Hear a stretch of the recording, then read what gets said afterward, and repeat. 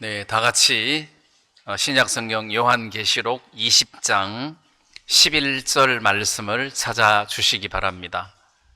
제가 읽겠습니다. 또 내가 크고 흰 보좌와 그 위에 앉으신 자를 보니 땅과 하늘이 그 앞에서 피하여 간데 없더라.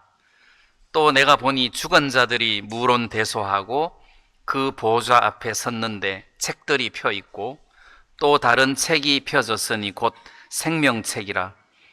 죽은 자들이 자기 행위를 따라 책들에 기록된 대로 심판을 받으니 바다가 그 가운데서 죽은 자들을 내어주고 또 사망과 음부도 그 가운데서 죽은 자들을 내어주매 각 사람이 자기의 행위대로 심판을 받고 사망과 음부도 불못에 던지우니 이것은 둘째 사망 곧 불못이라. 누구든지 생명책에 기록되지 못한 자는 불못에 던지우더라. 여기 15절 말씀까지 읽어드렸습니다. 제가 오늘 본문 말씀을 평소에 잘 읽지 않는 대목을 본문으로 택해서 여러분들에게 말씀해 드렸는데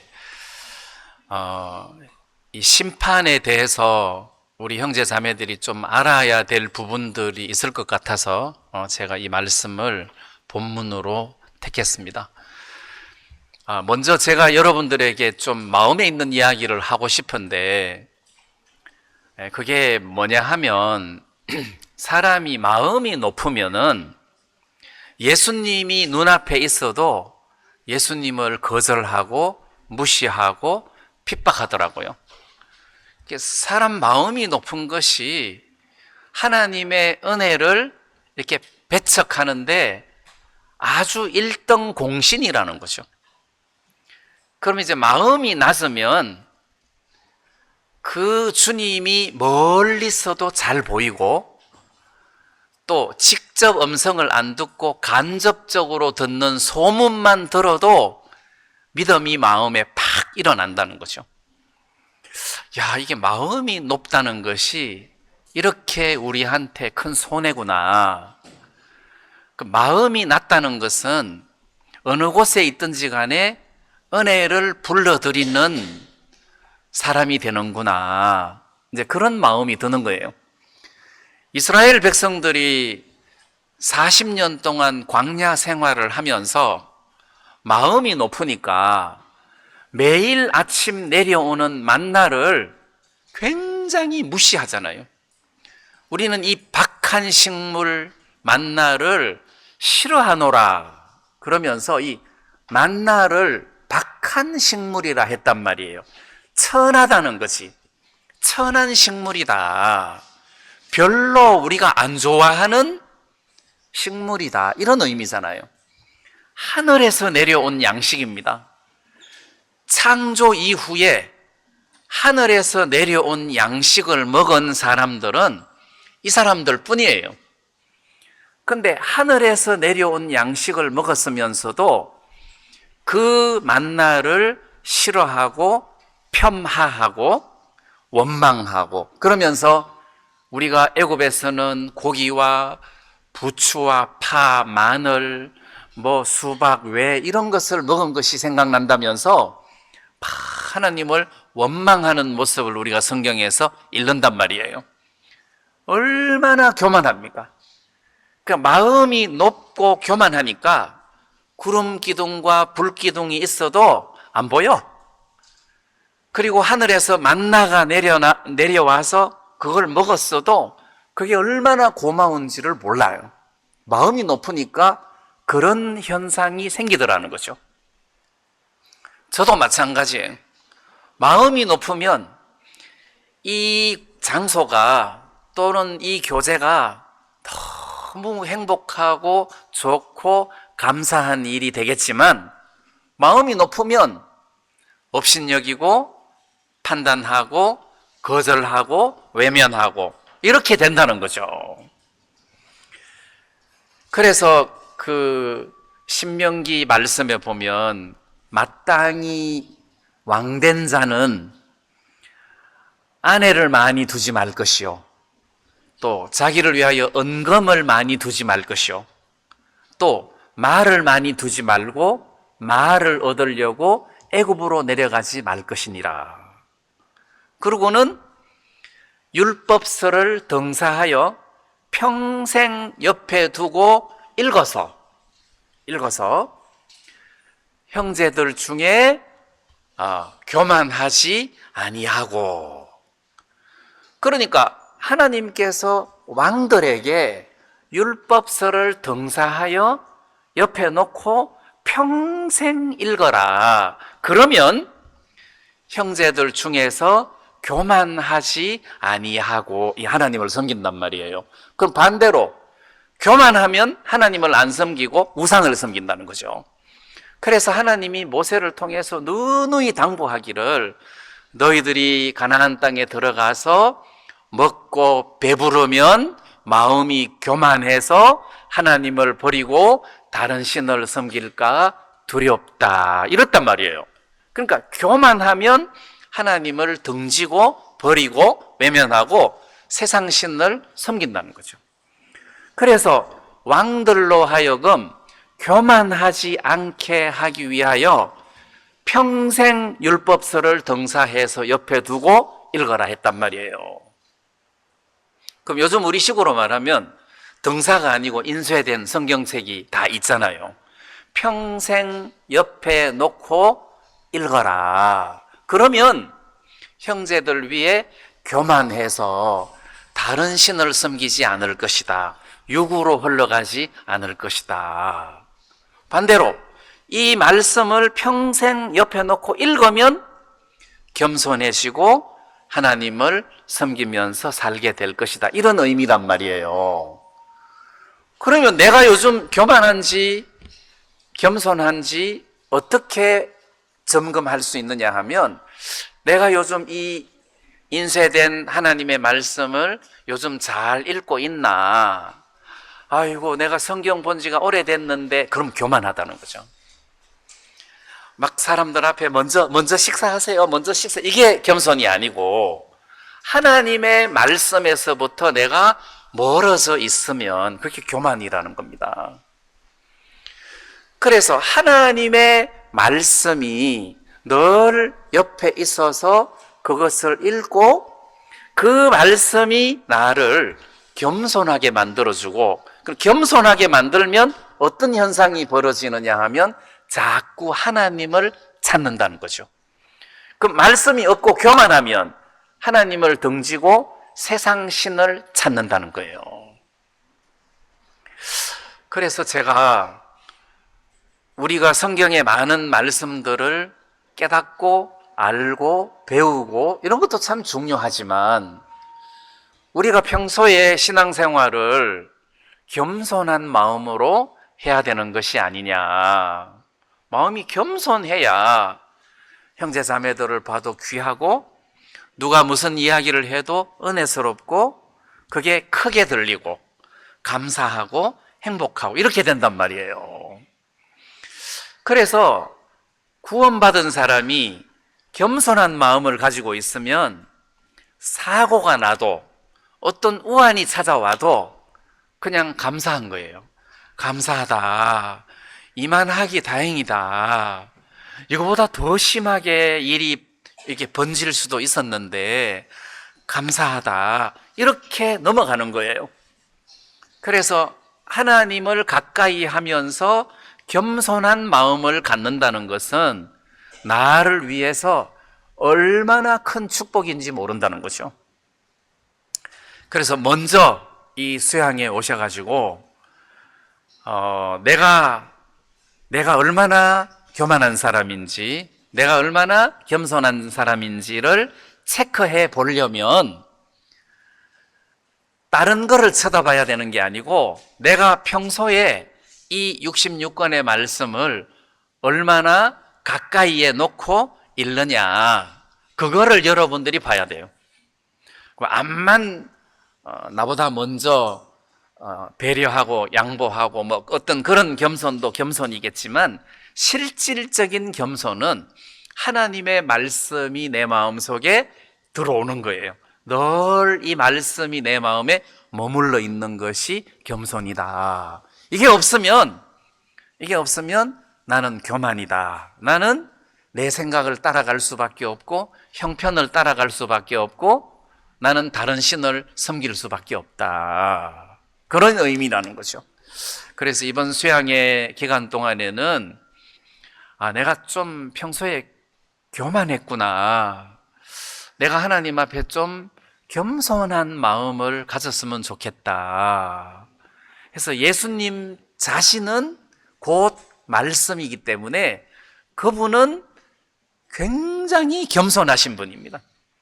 완벽한 하나님의 말씀이고 완벽한 겸손입니다. 그러니까 우리도 우리 속에 말씀이 가득해서 항상 하나님을 찾고 바라보고 그 은혜를 가까이 하고 구하는 이런 겸손한 사람이 되어야 이런 데 있어도 잘 들려요. 잘 들립니다. 그래서 누가 뭐라 그래도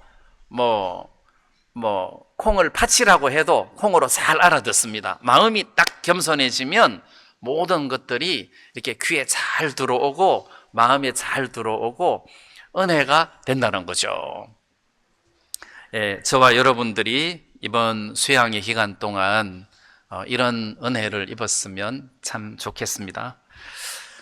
제가 오늘 요한계시록 20장 11절부터 읽었는데 이 11절 말씀 첫 부분을 같이 한번 보시겠습니다. 또 내가 크고 흰 보좌와 그 위에 앉으신 자를 보니, 자, 요 대목까지 읽었습니다. 여기 보니까 크고 흰 보좌 그리고 그 위에 앉으신 자를 보니, 하나님입니다. 하나님의 모습입니다. 하나님께서 크고 흰 보좌에 앉으셨다. 이렇게 기록을 하고 있습니다. 자, 그러면 하나님 같은 분이면 무슨 황금 보좌에 앉아야 되는 거 아니에요? 황금으로 만들어진 보좌 또는 보석으로 만들어진 보좌 이런 데 앉아야 될 것 같은데, 근데 이 본문 말씀에서는 크고 크다, 그 다음에 흰 보좌다. 그래서 그 한문으로는 흰 백자 해서 백보좌 이렇게 돼 있다면, 그래서 이 읽었던 본문 말씀은 하나님의 심판에 대해서 이야기를 하니까 학자들은 이걸 한문으로 줄여서 흰 보좌, 백보좌 심판이다 해서 최후의 심판, 마지막 심판을 백보좌 심판이다 이렇게 이야기를 합니다. 그래서 오늘 읽었던 이 대목에서 하나님은 흰 보좌에 앉아 계신다. 왜 흰 보좌냐? 보통 우리는 하나님 그러면 사랑의 하나님 이거를 생각합니다. 사랑의 하나님 또는 전능하신 하나님, 막 이 우주를 창조하시고 이게 전능하신 하나님 이런 걸 떠올립니다. 근데 진작 성경에서 이야기하는 하나님은 거룩하신 하나님이다 이 말이에요. 그래서 흰 보좌에 앉으신 하나님은 거룩하신 하나님이다. 왜 요한계시록 4장에 사도 요한이 하늘에 이끌려 올라가서 하나님을 보니까 하나님 옆에 서랍들이 있었는데 그 서랍들이 하나님을 찬송을 했어요. 그 서랍이 아니고 그 요한계시록에서는 내 생물로 되어 있습니다. 내 생물. 그래서 천사라고 안 하고 그냥 내 생물이라고 하고, 이사야 6장에서는 서랍이라고 표현되어 있는데 이 내 생물이 하나님을 찬송하는데 그 가사가 거룩하다 거룩하다 거룩하다 주 하나님 곧 전능하신 이여. 그러니까 내 생물이 하나님을 향해서 거룩하다 거룩하다 거룩하다 주 하나님 곧 전능하신 이렇게 설명을 하고 이렇게 찬송을 하고, 이사야가 환상 중에 높이 들린 하나님을 보았을 때 날개가 6개가 있는 스랍들이 날면서 서로 창화하면서 부른 노래 가사가 거룩하다 거룩하다 거룩하다 만군의 여호와여, 그 영광이 온 땅에 충만하도다. 그래서 이사야 선지자가 보거나 사도 요한이 본 하나님은 거룩하다 거룩하다 거룩하다예요. 그래서 성경에서 이야기하시는 하나님은 사랑의 하나님도 있고 전능하신 하나님도 있고 공의로우신 재판관의 하나님도 있는데, 진작 요한이나 이사야 선지자가 본 하나님은 거룩하신 하나님이라는 거죠. 자, 그러면 하나님이 거룩하다 거룩하다 거룩하다, 너무너무 거룩하다는 거죠. 그럼 반대로 인간은 어떻습니까? 인간은 너무너무 더럽다는 거죠. 여러분들이 알다시피 예레미야 17장 9절에서는 만물보다 거짓되고 심히 부패한 것은 마음이다.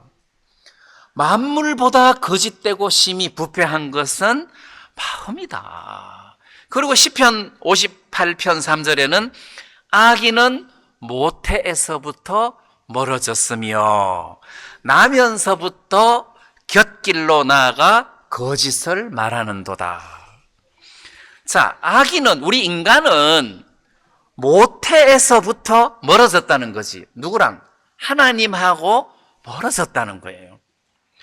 신약 성경의 표현을 들자면 인간은 나면서부터 하나님하고 원수라는 겁니다. 하나님하고 이렇게 등진 원수지간이라는 거예요.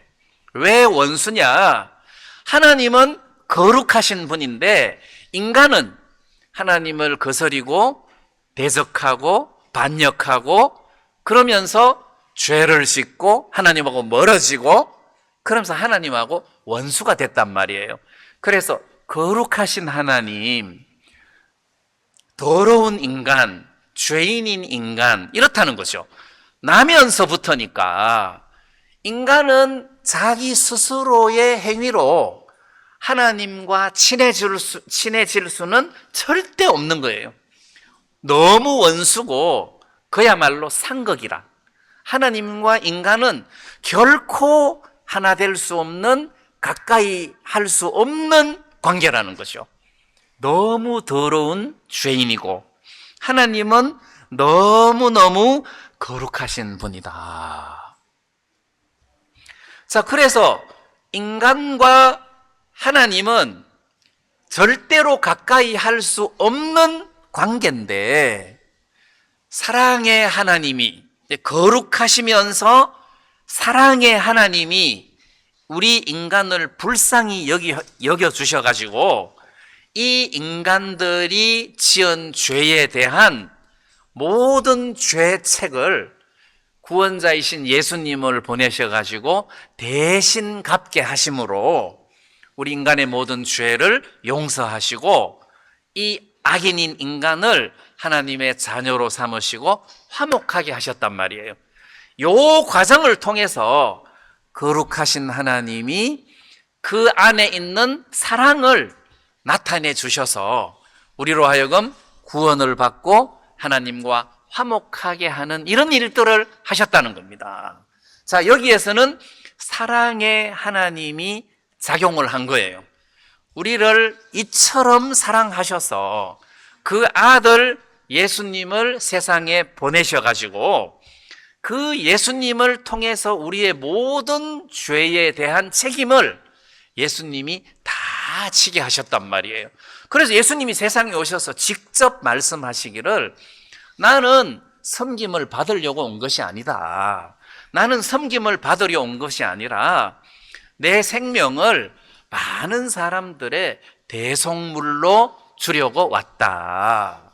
그러시면서 당신 예수님께서 대속물이 되어 주려고 왔다. 그래서 우리가 지은 모든 죄에 대한 책임을 예수님이 내가 지겠다. 여러분들이 지은 모든 죄에 대한 책임, 그 죄값을 내가 짊어지겠다. 그런 목적으로 내가 왔다.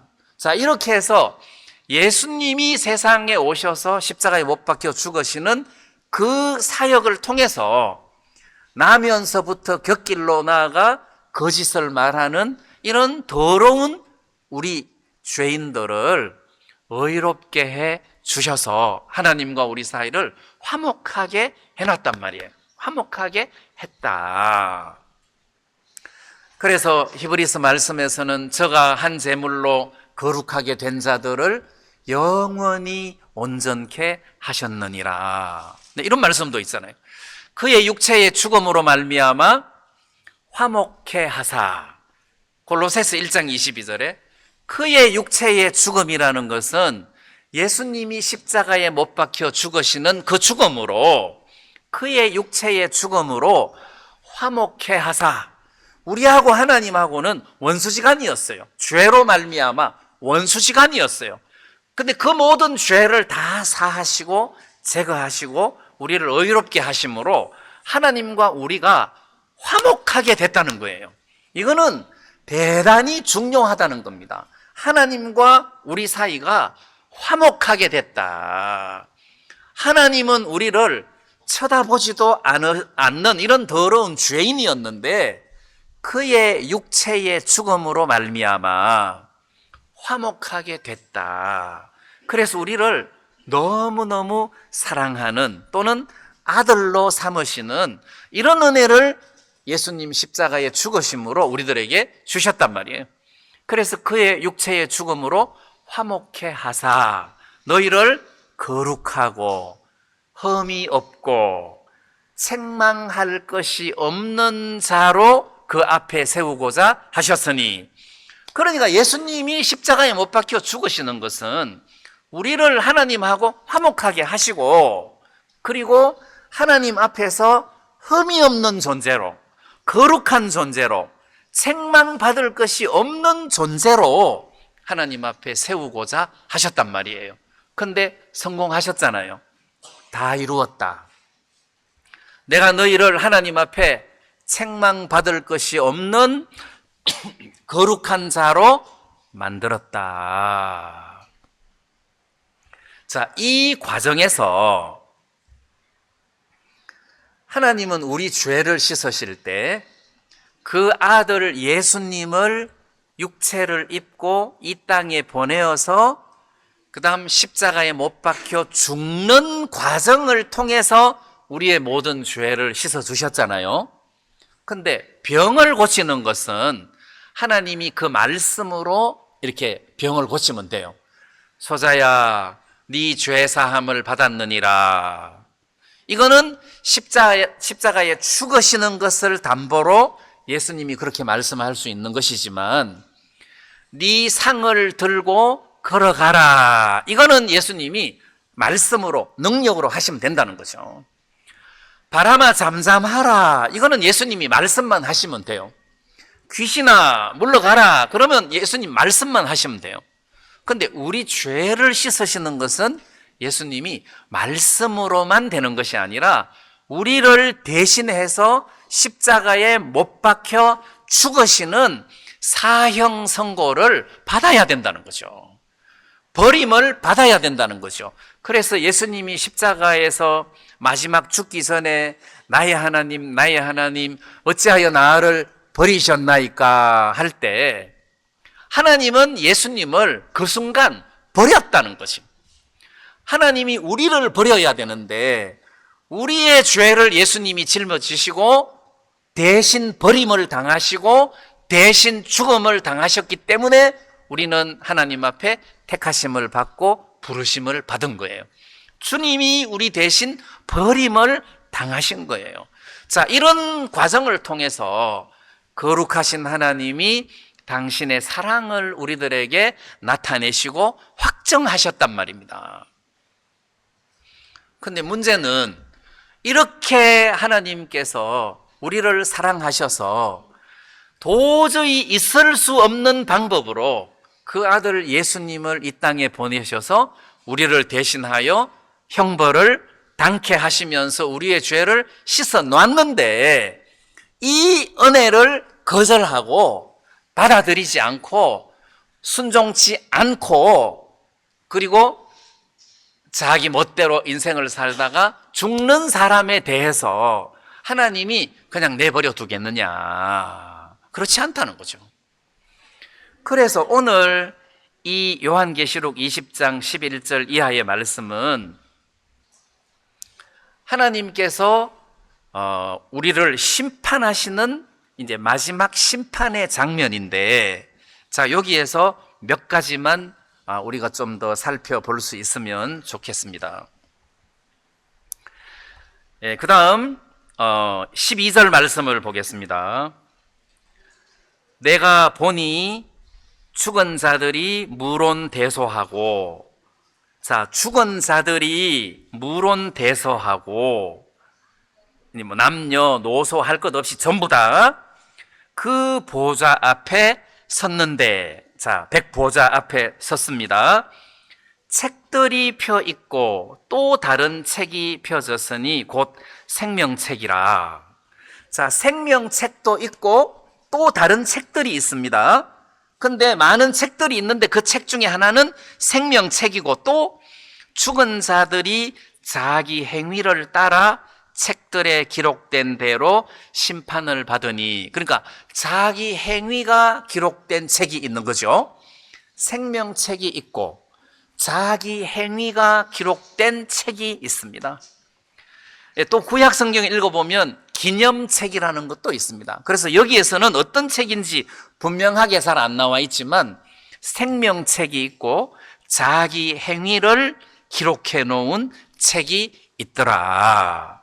자, 이 대목이 뭐 어렵지 않죠? 자기 행위를 따라 책들에 기록된 대로 심판을 받으니, 자, 심판을 받는데, 그 다음에 13절, 바다가 그 가운데서 죽은 자들을 내어주고, 이게 무슨 이야기입니까? 바다가 그 가운데서 죽은 자들을 내어주고, 그러면 바다에 빠져 죽은 사람을 말하는 거잖아요. 그럼 언제 빠져 죽은 사람이냐? 그동안 바다에 빠져 죽은 사람들, 구원받지 못하고 바다에 빠져 죽은 사람들, 그 사람들이 시체가 썩거나 고기가 뜯어먹거나 해서 분해되고 없어졌겠죠. 근데 이 말씀에서는 바다가 죽은 자들을 내어준다 하는 이 말은, 여기서 내어준다는 말은 다시 살아난다 이런 의미예요. 다시 살아난다 이니까 결국은 이제 부활이죠, 부활. 그래서 죽은 사람들이 다시 살아나서 하나님 앞에 선다 이런 의미예요. 바다에 빠져 죽은 사람, 그러면 땅 속에 묻혀서 썩은 사람들은 땅이 내어주겠죠. 부활이죠. 그래서 구원받은 사람만 부활하는 것이 아니라 구원 안 받은 사람도 제일 마지막에는 부활을 해서 하나님 앞에 심판을 받는다 이런 의미예요. 자, 그래서 13절에 바다가 그 가운데서 죽은 자들을 내어주고, 그 다음 사망과 음부도 그 가운데서 죽은 자들을 내어주매. 사망. 자, 여러분들이 죽었어요. 그럼 사망에 갇힌 거잖아요. 사망에 갇힌 거잖아요. 사망이 그 사람을 꽉 잡고 있다는 거지, 죽은 사람을. 근데 이 심판 때는 사망도 그 죽은 자를 내준다. 이 말은 다시 살아난다 이 말이에요. 사망에서 벗어나니까 다시 살아난다. 사망도 내어주고, 그 다음에 음부도 그 가운데서 죽은 자들을 내어주매. 음부, 이 음부라는 말도 나오고 지옥이라는 말도 나오는데, 지옥이라는 말이랑 음부라는 말을 같이 씁니다. 그래서 이 음부, 이건 왜 거지와 부자와 거지 나사로 이야기에 부자가 죽었어요. 부자가 죽어서 음부에 갇혔다가 음부에서 보니까 나사로가 아브라함의 품에 있거든. 음부에 갇혔는데 그 음부에서 부자가 너무 뜨겁고 고통스러워하면서 나사로의 손가락 끝에 물 한 방울 찍어서 내 혀를 서늘하게 하소서. 그 대목 기억나시죠? 그게 음부예요. 음부. 그러면 지금 구원 안 받고 죽는 사람은 이 지옥으로 간다는 거죠. 이 지옥으로 음부에 가는 거예요. 그 부자처럼 음부에 가서 거기 머물러 있습니다. 거기 머물러 있다가 그 다음 이 백보좌 심판 때 이 음부에 갇혀 있던 사람들을 음부가 하나님 앞에 내어준다는 거죠. 내어준다. 그 요즘 우리 식으로 말하면 구치소에 있다가 그 다음에 재판을 받아가지고 확실한 선고를 받아서 그 다음에 뭐 영원한 감옥에 간다. 근데 이런 개념으로 음부라는 것은 일종의 구치소 같은 곳이다. 음부, 지옥에 있다가 그 다음 여기서는 영원히 영원한 불못. 여기서 이제 불못이라고 하니까 뭐 시골 저수지를 생각하기가 쉬운데 시골 저수지를 생각하지 말고 호수, 영어로는 호수, 불호수. 그 캐나다에 가면 오대호 있잖아요. 그런 큰 호수, 그거보다 더 큰 호수일지도 모르죠. 아주 큰 불호수. 거기에 이제 집어넣는다는 거죠. 거기에 집어넣는다. 근데 어떻게 집어넣냐? 사망과 음부도 불못에 던지우니 했으니까 요즘 말하면 구치소채로 그냥 들어간다는 거죠. 구치소채로 들어가는 거죠. 자, 그러면 좀 이렇게 요약을 하면 지금 구원 안 받은 사람이 지금 이제 죽는다. 그러면 흙은 몸은 썩어가지고 흙으로 돌아가겠죠. 흙으로 돌아가겠죠. 근데 그 혼은 음부로 들어간단 말이에요. 음부로 들어가요. 거기 이제 갇혀 있어요. 언제까지? 이때까지. 이 요한계시록 20장 이때까지 계속 갇혀 있다가 음부에서 신음하다가 그다음 이때 하나님 앞에 심판을 받는다는 거지. 이제 완전한 심판을 받는다는 거예요. 거기서 이름이 생명책에 없는 것이 확정되면 그 사람은 영원한 불못으로 간다. 그러니까 이 음부, 지옥이나 영원한 불못이나 이게 우리가 생각할 때는 이 지옥보다 더 큰 악한 나쁜 세계가 불호수니까. 그런데 여기도 엄청 고통스럽고 뜨겁단 말이에요. 그래서 구원 안 받고 죽으면 그걸로 그 사람은 종치는 거예요. 자, 제가 말씀드리려고 하는 것은 많은 사람들이 죽잖아요. 여러분들도 곧 죽잖아요. 근데 우리 주위에 구원 받았든 안 받았든 죽잖아요, 사람들이. 근데 사람들이 전부 다 어떻게 생각하느냐 하면 좋은 데 갔다 이렇게 생각해요. 그래, 이제는 눈물, 걱정, 근심 없는 곳에서 편하게 살아 이렇게 이야기한다는 거죠. 편하게 살기는 부자와 거지 나사로 이야기 봐봐요. 거기 물 한 방울을 찍어 얼마나 목마르면 물 한 방울을 찍어서 내 혀를 서늘하게 해달라고 하겠습니까? 이게 간단한 일이 아니고, 그리고 또 요즘 이 시대는 너 죽으면 지옥 간다 그러면 저주나 욕으로 생각한다는 거지. 그래서 그것은 성경적으로 맞는 이야기라도 그건 사람들이 욕이나 저주로 생각을 해서 굉장히 기분 나쁘게 생각하니까 말을 못해요. 그래서 우리가 뭘 하나 알아야 되느냐 하면, 그럼 구원받은 사람이 죽었다. 구원받은 사람이 죽었다.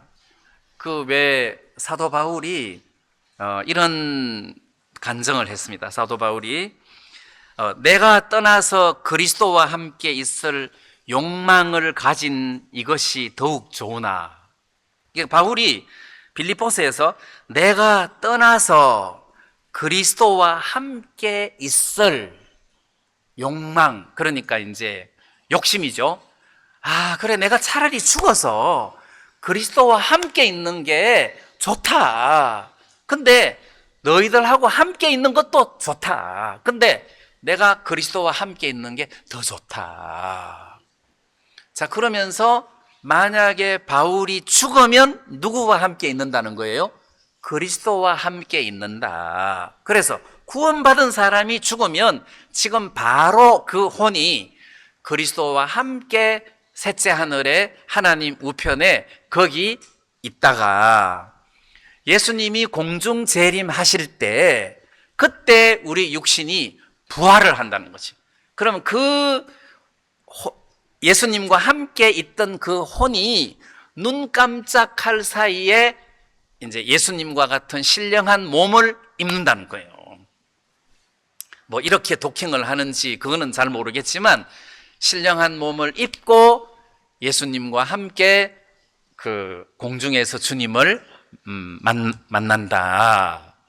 자, 그리고 그 예수님과 함께 공중에서 그리스도인이 받아야 할 심판을 받고 우리는 신부로서 어린 양이신 예수님과 함께 신랑이신 예수님과 함께 혼인잔치를 거쳐서 이 땅으로 내려와서 예수님이 다스리는 천년 왕국이 시작되는데 그때 우리 교회도 예수님과 함께 이 땅에 내려와서 예수님과 함께 왕노릇을 한다.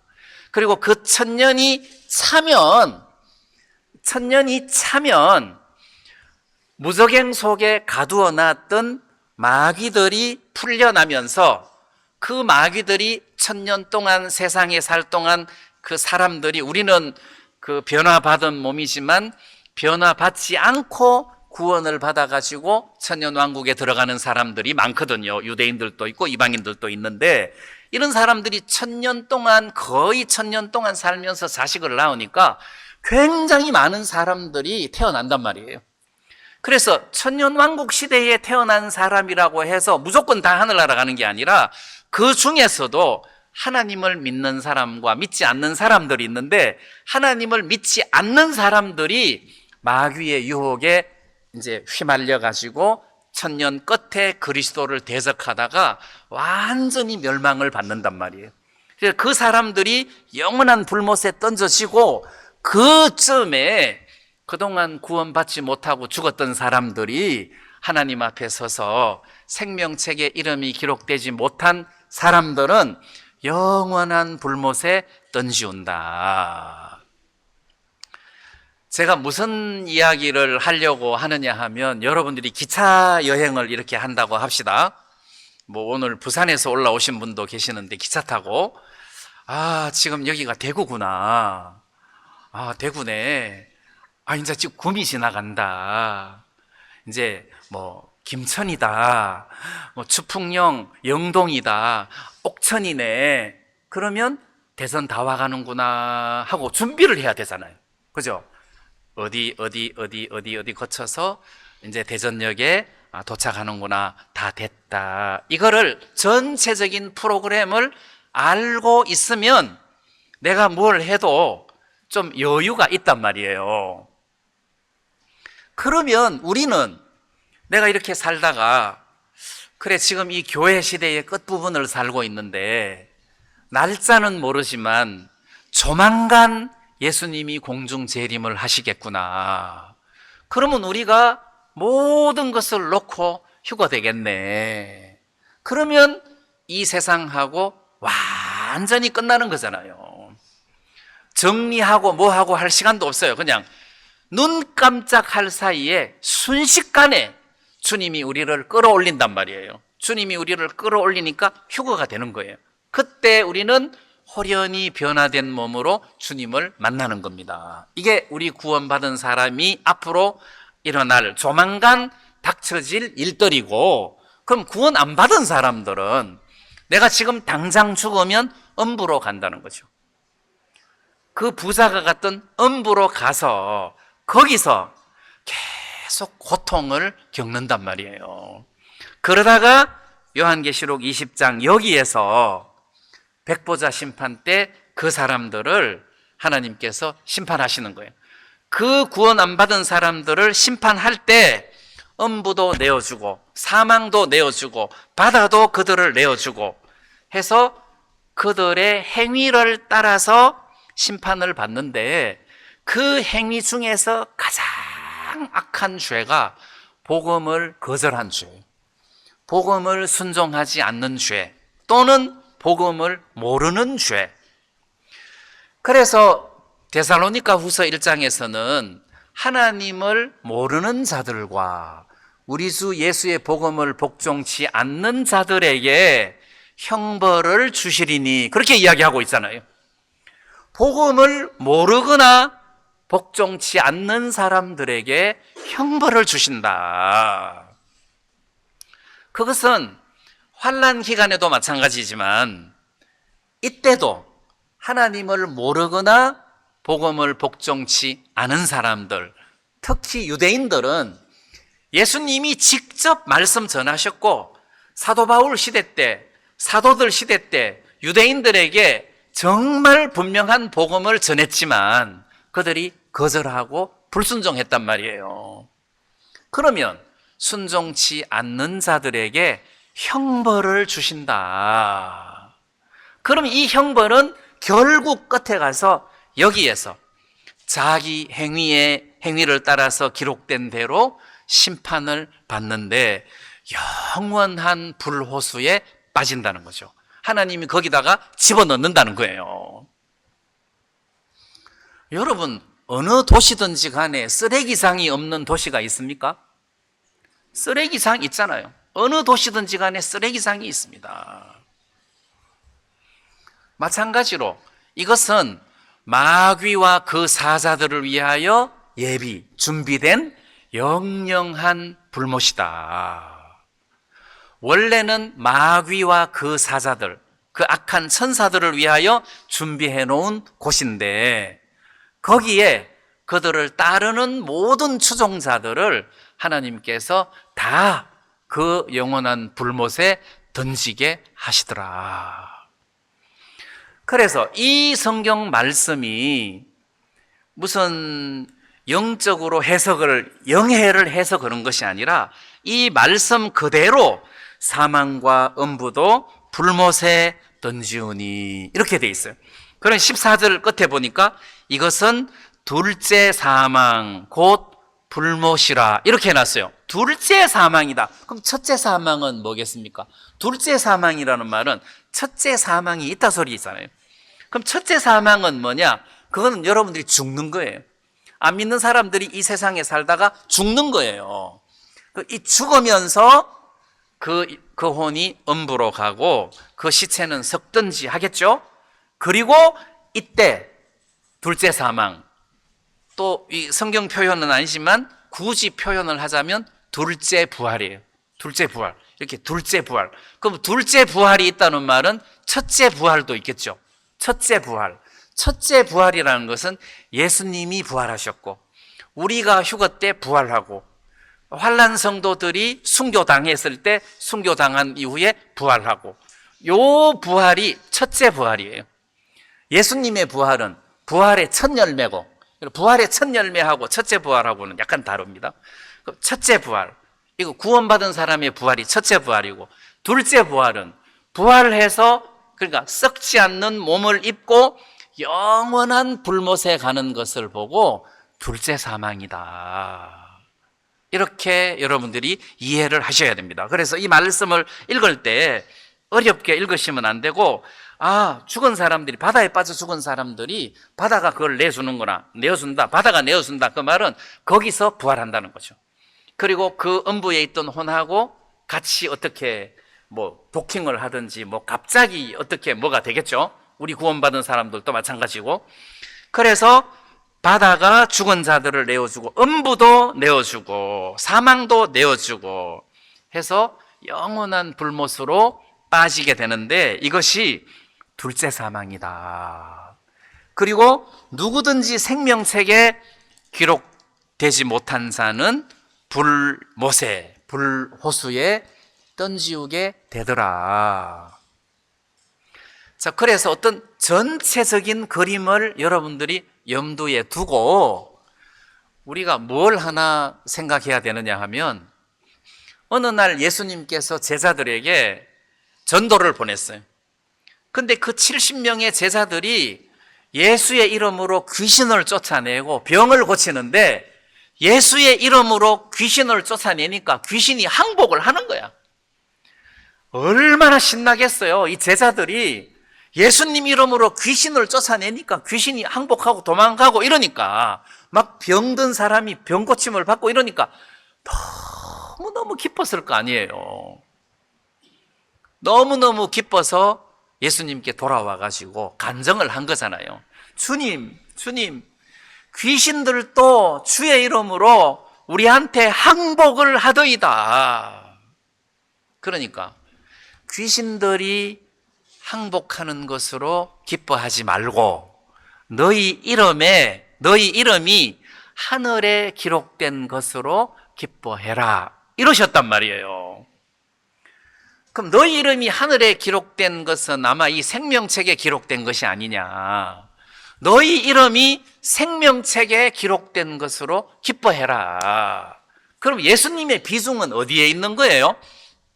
병 고치고 귀신 쫓겨나고 세상에서 잘 먹고 잘 살고 뭐 권세를 누리고, 예수님은 여기에 전혀 상관이 없는 거예요. 예수님은 너희들이 아무리 권세를 가지고 부요하게 부자처럼 자색 옷을 입고 살아도 죽어서 영원한 엄부에 들어간다면 무슨 의미가 있겠느냐. 이 나그네 같은 세상을 살면서 그냥 대충 살다가 죽어서 하나님 우편에 서게 된다면, 죽어서 하늘나라에 간다면 그것보다 더 기쁜 것이 어디 있겠느냐. 너희 이름이 생명책에 기록된 것을 기뻐해라.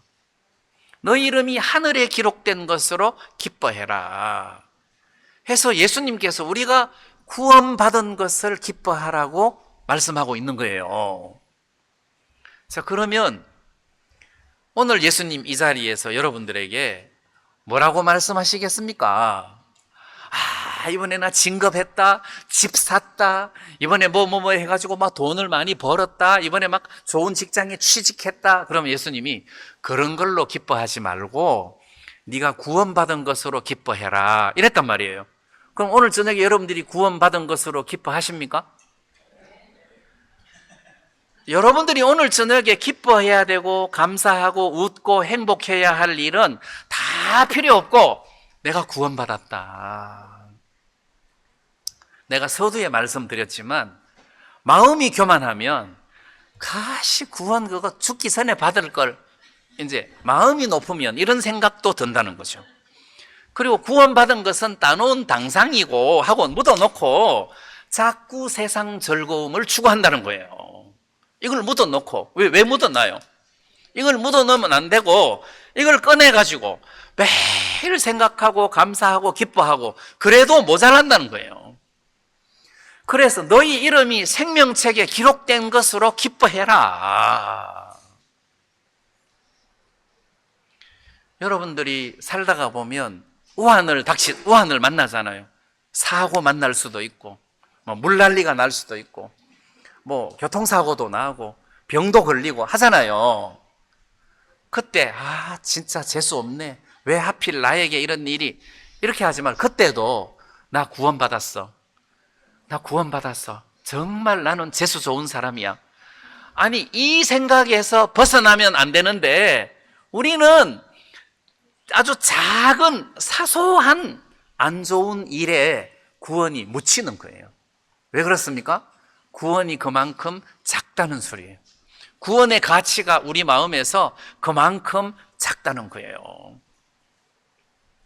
제가 인도에 있을 때 그 차가 없으니까 자전거를 타고 다녔어요. 자전거를 타고. 그래, 남자 단기가 2명이 있어갖고 자전거를 3대를 샀어요. 인도에서는 자전거가 비싸요. 그래서 자전거 3대를 샀는데 아침에 일어나니까 누가 한 대가 훔쳐갔어. 대문 잠가놨는데도 어떻게 담을 넘고 와가지고 훔쳐갔어, 한 대를. 그러니까 얼마나 신경질이 나는가. 그 비싼 걸 또 사야 되잖아요. 그러면 그때도 구원받은 기쁨을 감사할 수 있어야 되잖아요. 근데 그 과거에 우리나라의 선교사들이 들어왔을 때 똑같은 현상이 있었던 것 같아요. 이 미국 선교사님 한 분이 한국에 와서 이제 사는데 전도 갔다 오면은 자전거 없어지고, 전도 갔다 오면은 테레비 없어지고, 전도 갔다 오면은 뭐 없어지고, 나중에는 다 없어지더라는 거죠. 그러니까 비로소 그때 이 선교사님이 할렐루야, 이 구원은 못 훔쳐간다 그러면서, 이 구원을 못 훔쳐간다 그러면 굉장히 감사하고 기뻐했다고 하잖아요. 구원이 그만큼 우리들에게 크다는 거죠. 구원이 그만큼 크다. 내가 하늘나라에 가는 것이 그냥 아이고 뭐 죽으면 가는 거고, 이게 아니라 세상에서도 그것을 누릴 줄 알아야 된다는 거죠. 나는 구원받은 사람이다. 나는 하나님의 백성이다. 내가 언제든지 죽으면 예수님 우편에 선다. 내 구원받은 사람이다. 우리 어머니는 아직 살아계시고 장모님은 세상을 떠나셨는데, 구원을 받고 세상을 떠나셨기 때문에 좋아요. 구원을 받고 세상을 떠나셨다. 그래서 세상을 떠난 것이 아쉽기는 하지만 구원을 받고 세상을 떠나셨으니까 마음이 편안하고 하나님 앞에 감사해요. 가족이 돌아가셨다. 구원받고 돌아가셨냐? 그렇다. 그러면 그거 이상 더 바랄 게 뭐가 있겠습니까? 구원받고 돌아가셨다. 그게 1번 아니겠습니까? 그러면 됐다. 뭐 2번, 3번, 4번 다 필요 없고, 구원받고 돌아가셨으면 그분은 세상을 가장 행복하게 사신 분이다. 뭐 세상에서 고생을 하시든지 안 하시든지 상관없어요. 뭐 병치레를 하셨든지 안 하셨든지 상관없어요. 구원받고 세상을 떠나셨으면 그분은 세상을 가장 행복하게 사시다가 떠나신 분이다. 이렇게 우리가 해석할 수 있단 말이에요. 그리고 기뻐하고 즐거워해야 되는 거 아니에요. 물론 살다가 보면 좋은 일도 많이 있어요. 안 좋은 일도 있지만 좋은 일이 있어요. 그게 즐거워요. 근데 그 즐거움이 구원보다 더 즐거우면 안 된다는 거죠.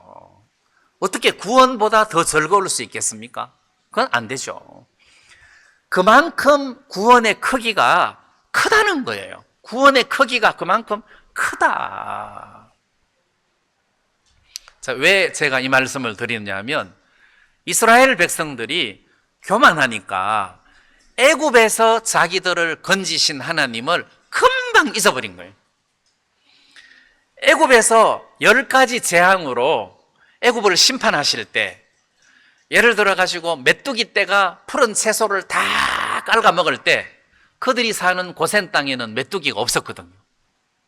이야, 신기하다, 신기하다, 정말 하나님 능력은 대단하다, 이걸 경험했단 말이에요. 3일 동안 흑암이 깜깜해가지고 앞을 분간할 수 없을 상황에서 고센 땅은 흑암이 없었단 말이에요. 아주 맑은 날이었단 말이에요. 신기하다. 그리고 막 그 큰 홍해 바다가 갈라졌단 말이에요. 홍해 바다가 갈라지고 바람으로 그 젖은 땅을 말려서 마른 땅으로 건너갔단 말이에요. 대단한 거잖아요. 근데 한 달 뒤에 광야 생활하면서 한 달 뒤에 양식이 떨어지니까 모세를 원망하고 아론을 원망하고, 진짜 그 애굽에서 고기 가마 곁에서 차라리 여호와 손에 죽었다면 더 좋았을 것을, 이렇게 아주 악한 말로 하나님을 대적하는 것을 본단 말이에요. 그러니까 애굽에서 자기를 건지신 하나님을 잊어버린 거예요. 그러면 그 후에 한 500년이나 600년쯤 후에 다윗 시대 때 또는 시편 기자들이 뭘 하나님 앞에 감사하느냐 하면 자기 백성들을 애굽에서 건지신 하나님을 찬송하는 감사를 하더라는 거지. 500년, 600년 지난 후인데도 애굽에서 우리를 건지신 하나님을 찬양하라. 그러면 그게 항상 있어야 된다는 거죠. 이스라엘 백성들에게는 애굽에서 우리를 건져내신 하나님. 그럼 우리는 죄 가운데서 이 세상에서 우리를 건지신 하나님, 이 하나님을 감사하고 기뻐하고 우리는 더 이상 이 세상에 속한 사람이 아니라 하늘에 속한 사람이다 해서 우리 마음이 구원의 기쁨으로 가득 차야 된다는 거예요. 그리고 구원 안 받은 사람을 보면 부러워야 되는 게 아니고 불쌍해야 된다는 거지. 벤츠차 타고 외제차 타고 뭐 좋은 아파트에 펜트하우스에서 사는 걸 보고 진짜 부럽다 이렇게 하면 안 된다는 거예요. 그 사람이 불쌍해야 된다는 거지. 왜? 구원을 안 받았기 때문에. 그럼 우리 눈이 지금 잘못된 거예요. 그래서 옛날에 하나님의 종들은 구원 안 받은 사람들을 보면 막 마음에서 견딜 수 없는 마음이 생긴다 하잖아요. 구원 안 받은 사람들은 가서 거기서 말씀 전하고 복음 전하고 전도하고 이렇게 했단 말이에요. 요즘 그러면 또 미친 사람이라고 하니까 그것도 시대가 좀 뭐 많이 변하기는 했어도 최소한 우리 마음속에 구원 안 받은 사람을 보면 불쌍한 마음이 있어야 된다는 거지. 자, 그러면 우리가 제일 먼저 뭘 체크해야 되느냐 하면 이 사람 구원받은 사람이냐 안 받은 사람이냐. 뭐 교회만 다니면 다 구원받은 사람입니까? 아니잖아요. 이 사람 정말 구원받은 사람이냐, 이 사람 정말 죄에서 해방받은 사람이냐, 이 사람은 정말 예수님을 마음에 모신 사람이냐. 분명한 선이 있어야 된단 말이에요. 그래서 그렇게 구원받은 사람들을 우리가 기뻐하고 감사하고 구원받지 못한 사람들을 안타까워하고 복음을 전하고 이렇게 해야 되잖아요. 그런 분별력이 있어야 된다는 거죠. 제가 한 번은 어떤 목사님한테 복음을 전했어요. 복음 전하기 전에는 자기도 구원받은 줄 알았지. 복음을 전했어요. 이제 의인이다. 우리는 예수님의 십자가의 죽음으로 말미암아 거룩하게 되고 의인이 됐다. 그래서 목사님도 의인이냐? 그러니까 의인이라 하더라고. 그런데 내가 보니까 마음은 입을 못 따라가. 질문에 의인이냐 하니까 의인이라 하는데 마음은 안 돼. 그래서 일주일 뒤에 다시 만났어요. 다시 복음을 재차 설명을 했어요. 의인이냐 하니까 의인이라 하는데 이게 마음에서 이게 소화가 안 되는 거예요. 내가 보니까. 그래서 내가 100% 의인이냐 하니까 90% 의인이라 하더라고. 자, 그러면 이 사람은 구원받은 사람이에요? 안 받은 사람이에요? 다 알아. 예수님이 우리 죄를 씻으시고 영원히 속죄 다 알아. 근데 자기 마음에서는 100% 의인이 안 되는 거라. 왜? 행위에 매여 있으니까 그래요. 행위하고 전혀 상관없는데도 행위에 매여 있으니까 내가 이렇게 살아도 이렇게 막 살아도 의인이 된단 말이야. 이게 해방이 안 되는 거라. 또 교제를 해줬어요. 그래서 구원이라는 것은 죄에 대해서 완전한 해방이에요. 완전한 해방이에요. 예수님이 간음중에 잡힌 여자에게 나도 너를 정죄하지 아니하노니, 정죄가 없어요? 가서 다시는 죄를 범치 말라. 이게 이제 또 어려워. 가서 다시는 죄를 범치, 어떻게 다시 죄를 안 범할 수 있지?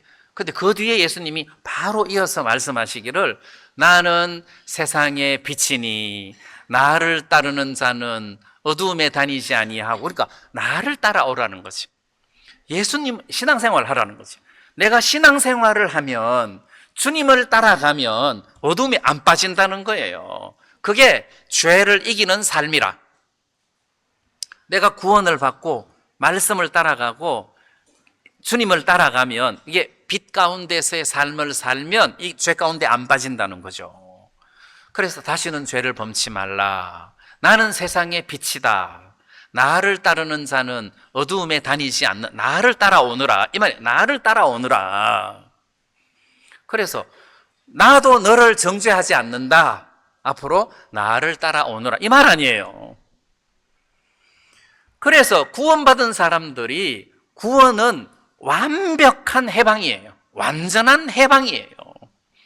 그런 사람을 볼 때 나도 감사하고 그 사람도 행복하고 감사하고 기뻐하고 이렇단 말이에요. 하나님이 우리에게 이런 큰 구원을 주신 거예요.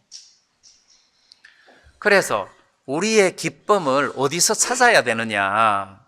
내가 구원받은 사람이다. 여기서 찾아야 되는 거예요. 내가 구원받은 사람이다. 복권이 당첨돼도 왜 기쁘냐? 그러면 첫째, 나는 구원받은 사람이다.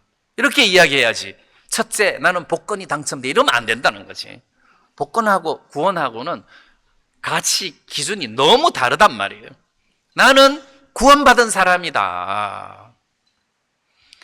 구원받은 사람이 세상 살면서 좀 어려운 일 당했다고 해서 울고 원망하면 되겠습니까? 안 되겠습니까? 아니, 논리적으로 안 맞죠. 안 맞죠. 그래서 뭐 물난리 나서 우리 최사모님 떠내려가도 할렐루야 뭐 이래야지. 뭐 울고 물고 이러면 안 된다는 거예요. 그러면 안 된다는 거예요. 할렐루야 이래야지. 왜? 나는 구원받았다. 할렐루야 이래야 되는데 우리는 뭐 접촉사고만 나도 에이씨 뭐 이제 이렇게 보면 그러면 구원이 그 사람 속에 육신에 파묻혀가지고 없는 거다. 구원의 크기가 없는 거다.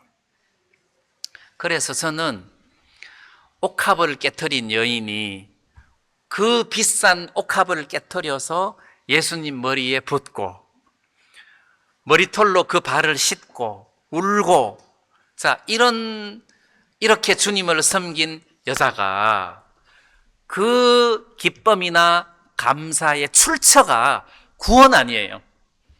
더러운 죄인인 자기를 구원해 주신 주님 거기에서 이 기쁜 행동과 감사의 행동과 섬김의 행동이 나오는 거잖아요.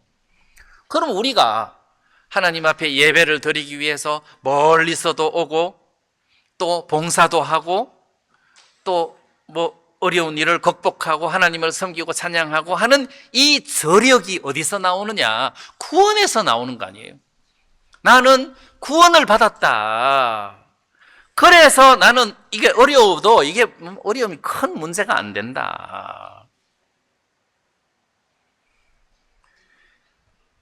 저는 사람들이 뭘 기억해야 되느냐 하면 우리가 이 세상을 사는데 언젠가는 죽는다는 것이.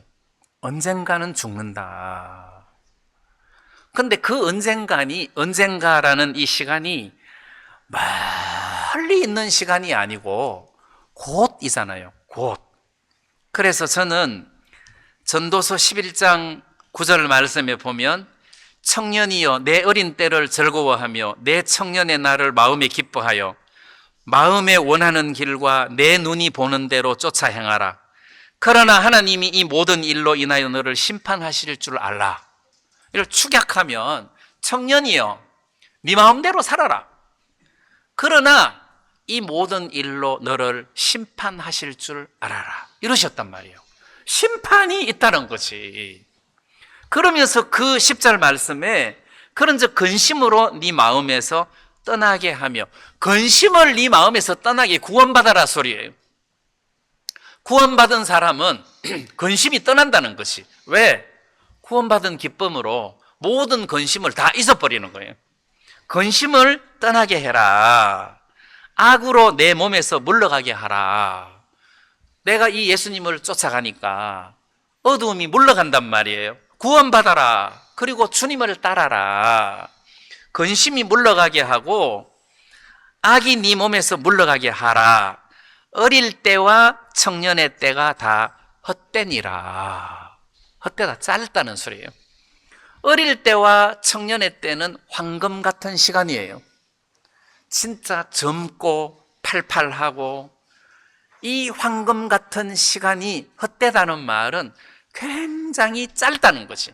그렇기 때문에 이 청년 시기에 이 황금 같은 시기가 짧으니까 심판을 기억하고 이 하나님의 심판에서 벗어날 길을 찾아라. 구원을 받아라. 이 청년의 시기에. 이 말이에요. 그러면 청년의 시기가 헛되다, 짧다. 이 말은 세상에서 부요하게, 여유 있게, 풍요롭게 사는 삶이 있더라도 그냥 짧다는 것이. 그럼 가난하고 힘들고 어려운 시기도 짧다는 거예요. 짧다. 이게 안개처럼 지나가는 것이다. 그냥 화원의 꽃처럼 금방 시들어져 버린다. 심판이 있다는 것을 기억해라. 그 구원 안 받은 사람들이 이 심판을 기억하면 어떻게 살겠어요? 구원받으려고 애를 쓰지. 근데 자기 앞에 이런 심판이 있다는 것도 모르는 거예요. 이런 심판이 있다는 것도 모르고 그냥 사는 거예요. 그냥 세상에서 좀 여유 있게 즐겁게 그렇게 살면 행복할 거라고 생각을 한단 말이에요. 근데 성경은 그렇게 이야기하고 있지 않다는 거지. 성경에서는 아무리 황금기 삶을 산다 하더라도 곧 심판을 당할 거다. 심판이 바로 코앞에 닥쳤다. 네 마음에서 근심이 떠나게 하고 악이 떠나게 해라.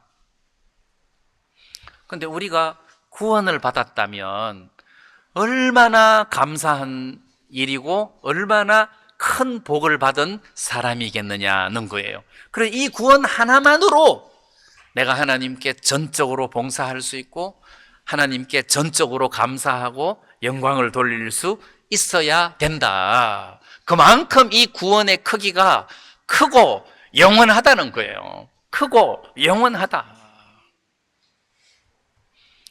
우리는 자주 하나님이 우리들에게 주신 이 구원의 크기를 잊어버립니다. 이걸 쉽게 잊어버리고 작은 걸로 원망하고 시험 들고 어려워하고 힘들 때가 있습니다. 그래서 저는 여러분들한테 오늘 저녁에 좀 구하고 싶은 것은 우리는 구원받은 사람이다. 물에 떠내려가도 할렐루야 이럴 수 있어야 된다. 마음이 이럴 수 있어야 된다. 그래서 옛날에 제가 말씀드렸지만 어떤 자매님이 남편하고 양식장을 하는데 그 타고 가던 배가 뒤집어져 가지고 그 양식장하고 그 바다에 사니까 수영을 얼마나 잘하겠어요. 근데 그 장화를 신었는데 장화가 뭐 이런 장화가 아니고 막 가슴팍까지 오는 이런 장화를 신어가지고 배가 뒤집어져서 물에 빠지니까 그 속에 물이 들어가니까 수영을 잘해도 수영을 못하는 거예요. 그래서 남자는 죽었어요. 근데 여자는 아예 수영도 못하고 장화 신고 수영도 못하는데 물에 빠지니까 길이 있겠어요, 없겠어요? 없죠. 그래서 들어 누웠대요. 이제 차라리 바둥바둥 하다가 죽자 해갖고 들어 누웠어요. 그리고 주여 내 영혼을 받으소서 하고 죽었대요. 근데 나중에 막 해경이 와가지고 막 외치더래요. 그러면서 막 해경이 막 조심하라 하고 막 이래 하는데 코끝에서 파도가 찰싹찰싹 치고 있더래. 들어 누우니까 뜨는 거야. 나처럼 발부둥치만 깔아앉을 건데 들어 누우니까 뜨더래요. 또 바닷물이니까 얼마나 잘 뜨겠어요. 그 자매님은 살았어요. 그래서 수영 잘하는 남편은 죽고. 이게 이 설교하고 무슨 도움이 되는지 모르겠지만 뭐 이게 문제가 찾아왔을 때 뭐 발부둥 치고 원망하고 그럴 필요 없이 나는 구원받은 사람이다. 그걸로 극복을 해야 된다는 거죠. 진짜 그렇단 말입니다. 그리고 우리가 사소한 걸로 하나님을 원망하고 주여 왜 이러시나이까 이러면 안 된다는 거죠. 왜 이러기는 구원받은 사람인데. 그래서 이 청년의 때 또는 황금기가 금방 지나간다는 겁니다. 헛되다. 이거 금방 지나간다. 그래서 이 세상에서 잘 산다, 또 금방 지나가는 거예요. 금방 지나간다. 그럼 뭐 힘들고 어렵다, 그것도 금방 지나간다. 금방 지나간다. 영원하지 않는 것은 금방 지나가는 거예요. 헛되다. 그래서 헛된 영화, 그렇잖아요.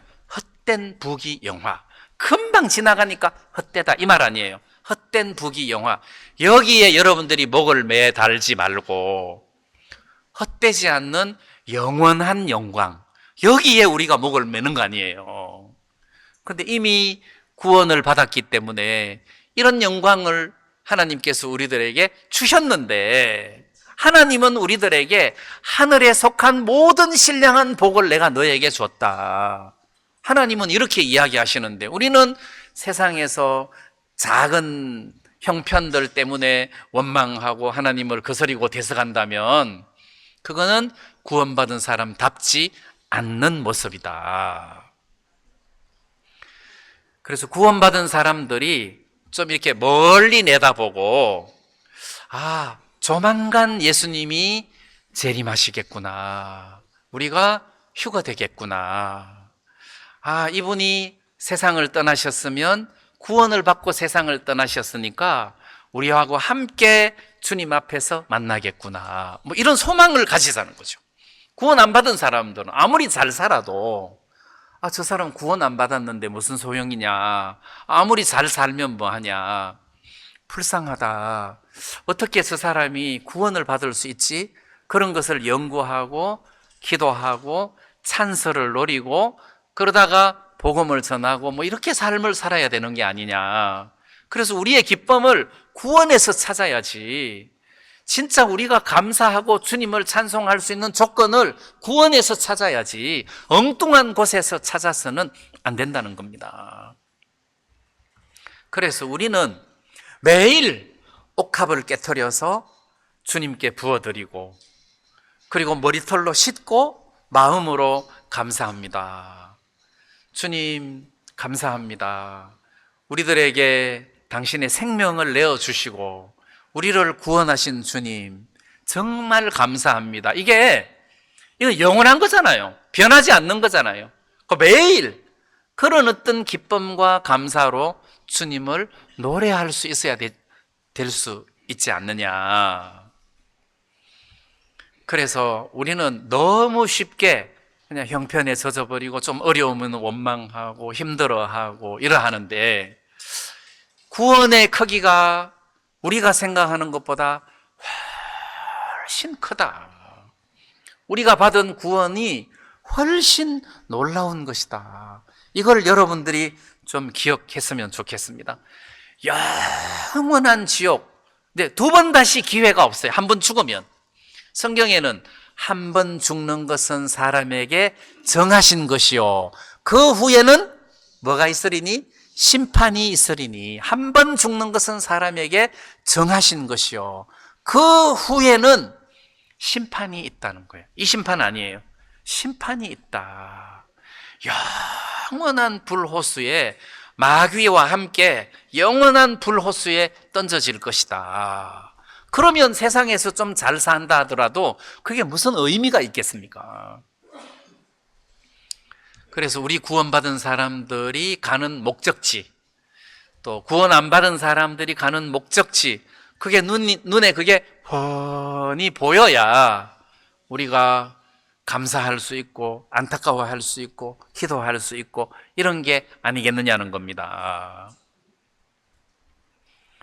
그래서 오늘 이 심판에 대해서 우리가 좀 염두에 두고, 이 심판에서 우리를 구원하신 주님에 대한 어떤 감사를 그냥 흘려버리지 말고, 또는 잊어버리고 묻어버리지 말고, 그걸 늘 꺼내서 하나님 나를 구원해 주신 것을 감사합니다 하는, 이게 우리 삶 속에서 노래가 되고 어려움을 덮어버릴 수 있는 크기가 돼야 된다는 말씀을 드리고 싶습니다. 그래서 이번 수양의 기간 동안 여러분들이 정말 감사하셨으면 좋겠고, 제가 잘 모르지만 좀 어렵고 힘든 형편에 처해져 있는 분들도 있을 수 있지만 그건 구원에 비하면 아무것도 아니에요. 그것도 좀 있으면 금방 지나가는 헛된 것이기 때문에 그냥 구원의 크기로 눌러버리고 하나님 감사합니다, 하나님 감사합니다 하는 이 마음으로 여러분들이 기쁨으로 가득 차는 이런 어떤 기회가 됐으면 좋겠고, 평소에도 삶 속에서 이 구원을 끄집어내어서 기뻐하고 즐거워하고, 이렇게 우리가 하나님을 찬미하면서 살았으면 좋겠습니다. 네, 이런 은혜를 또 이번 수양 기간 동안 여러분들이 입으셨으면 좋겠습니다. 네, 말씀 여기까지 드리겠습니다. 우리 한번 기도하겠습니다.